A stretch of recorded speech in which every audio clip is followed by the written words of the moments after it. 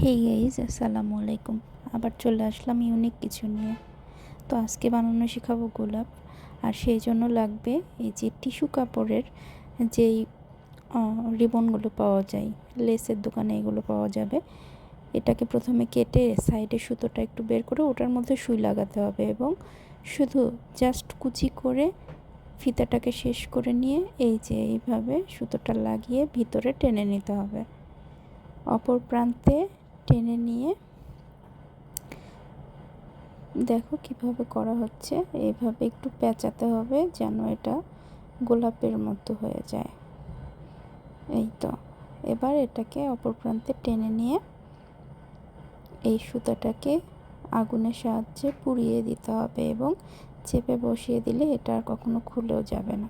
তোমরা চাইলে এটা সুতো দিয়েও করতে পারো, সেই ক্ষেত্রে আরও বেশি স্ট্রং হবে জিনিসটা। সবাই ভালো থেকো, আল্লাহ হাফেজ।